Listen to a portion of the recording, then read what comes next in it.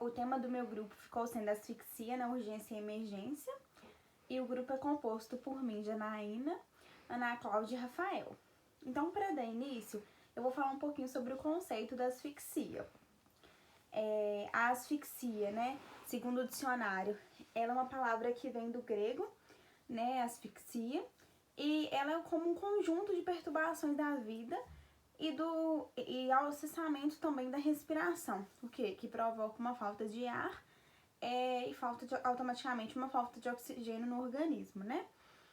A gente sabe que para poder ter uma boa respiração, né, nós precisamos de vários fatores e esses fatores eles devem estar juntos, né, para poder estar funcionando direitinho o nosso trato respiratório.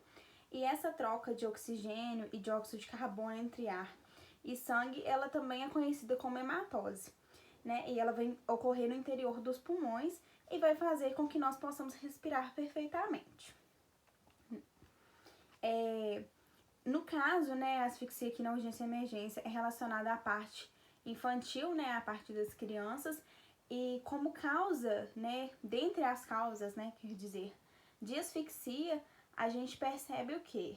Que as principais causas, elas levam ou à morbidade ou à mortalidade infantil, e ela ocorre especialmente em crianças menores de 3 anos de idade, né, seja às vezes por deglutir algum alimento e engasgar, né, e já provocar asfixia, seja por às vezes por água, né, às vezes a mãe põe na banheira, por um segundo vai pegar alguma coisa, né, então acaba assim, além da criança poder afogar, ela vai ter também uma asfixia, vai ficar com uma falta de ar, se engolir muita água, né, dentre outras causas e coisas que podem acontecer também para provocar asfixia.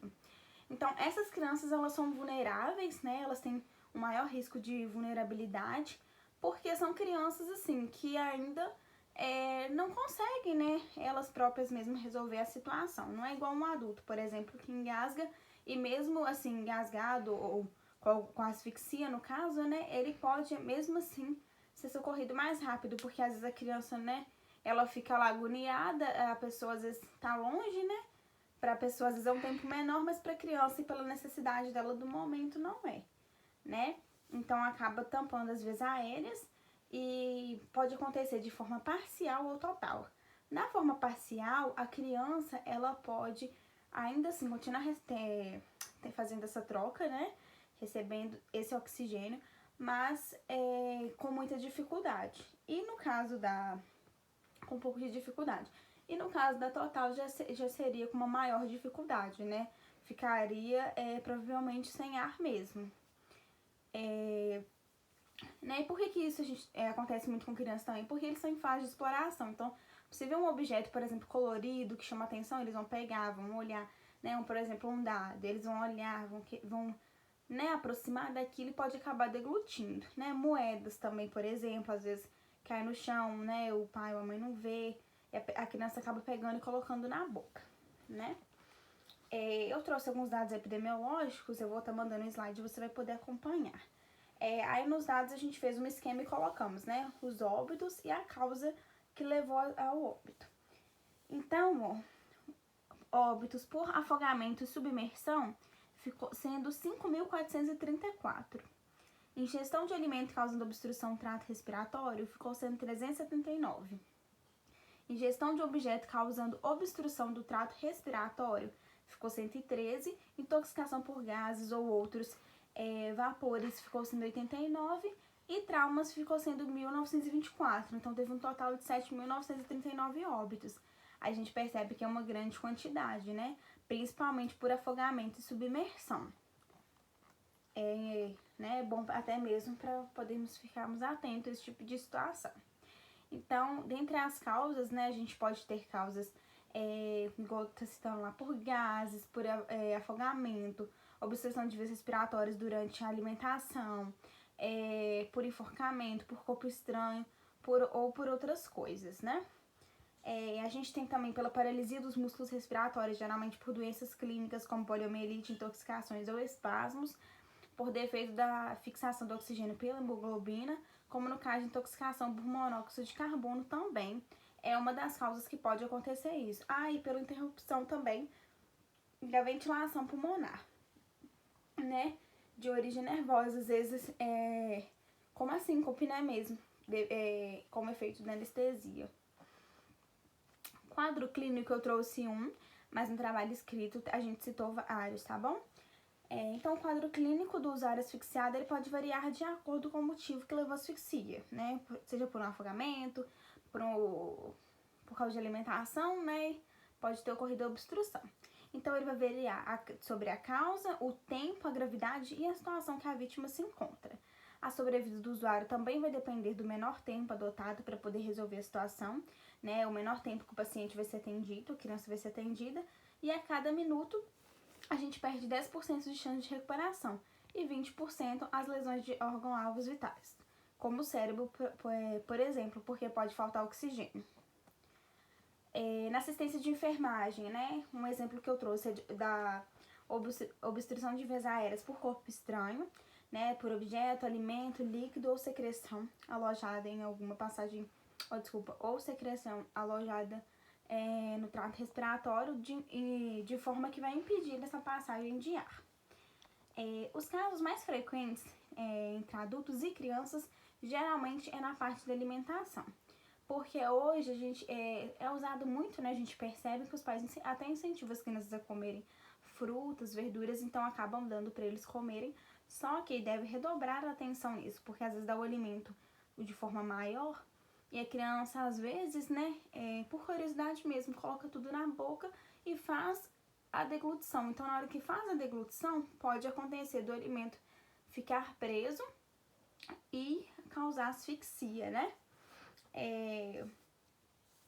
Essa obstrução pode ser parcial ou total, assim como já havia falado nos slides passados. A obstrução parcial, ela vai obstruir parcialmente o trato respiratório, porém vai apresentar um pouco de passagem de ar ainda. Vai causar um esforço respiratório, vai causar uma angústia respiratória, mas ainda assim vai ter passagem de ar. Sinais e sintomas disso: inquietação, tosse, rubor facial, taquicardia, dificuldade respiratória, taquipneia, utilização da musculatura acessória, e frequentemente a vítima vai apresentar agitada e vai colocar as mãos no pescoço, sinalizando mesmo que tem algo obstruindo, né? Que algo incomodando mesmo essa região. Então, a conduta: se a vítima estiver consciente, a gente vai tentar estimular essa vítima, né, essa criança, a tossir, a expelir esse objeto que está ali atrapalhando a passagem de ar. E se não for eficiente, a gente tem que assumir uma conduta já imaginando que é uma obstrução total, ou seja, tem que procurar uma unidade o mais rápido possível, porque às vezes em casa as pessoas ficam muito desesperadas e acabam não conseguindo resolver, e como a gente já falou, né, cada minuto é crucial para esse momento. E caso a criança, né, retome as funções sem prejuízo, a gente mesmo assim deve fazer uma avaliação secundária, né? Por quê? Porque para ver se não ficou nenhuma lesão devido a esse tempo que a criança ficou fazendo esse esforço respiratório. E avaliar se vai haver uma necessidade de encaminhamento a uma unidade de alta complexidade. Como profilaxia, né? Nós temos várias profilaxias, mas uma delas é fazer campanhas mesmo para conscientizar as pessoas, né? Os pais, os responsáveis mesmo, que têm crianças ou que cuidam de crianças, principalmente que é no verão, como os banhistas, né? A respeito de orientações, igual a gente tem o salva-vidas, que pode prevenir o afogamento, por exemplo, que é uma das causas mais frequentes de asfixia. E a gente ainda viu, né, nos dados epidemiológicos, o afogamento é um dos primeiros na questão do número de óbitos. Essas medidas são muito importantes porque, igual quando é férias, as crianças, né, os pais levam elas para parques, para clubes, né, quer dizer, principalmente praias, então corre esse risco também. Então elas têm maior risco também na questão alimentar, então tem que ficar muito atento nessa questão para ver se na hora da alimentação você não está deglutindo alimentos muito grandes que pode ocasionar isso. Às vezes o alimento é grande e não é de fácil, assim, a criança não mastiga ele direito, ele não é um alimento molinho, né? Então pode acontecer isso também. Nos bebês também é importante prestar atenção na posição que coloca na hora de dormir. Se o bebê mamou, não deitar ele logo em seguida, porque o próprio gorfo também pode causar essa asfixia. Então, elevar um pouquinho a cabeça do neném para poder não acontecer também de sufocar nem nada. E também para prevenir asfixia, né? E igual eu falei, por vômitos, né? Pelo próprio gorfo, mais conhecido. Os alimentos também, novamente volto a falar. Deixa eu ver se eu não falei alguma coisa. Ah, tá. Entre os 4 e os 12 meses de idade, costuma ocorrer a introdução de alimentos sólidos na dieta da criança, e com isso aumenta o risco de aspiração. Então, a questão também não só dos alimentos pastosos, né, os alimentos sólidos, os alimentos que às vezes é de mais difícil mastigação e deglutição, então tem que prestar bastante atenção nisso. E demais medidas profiláticas também, né, evitar deixar balde de água em locais que a criança pode ir, porque a criança, né, uma criança pequenininha de 1 ano, um balde de água para ela já é um lugar que ela pode se afogar, porque se ela virar, né, de uma vez e enfiar a cabeça dentro do balde, né, afinal criança é inesperada, a gente não sabe o que passa na cabecinha deles e o que eles podem fazer. Então também pode ser uma forma de afogamento, né? E no mais é isso, professor. Obrigada.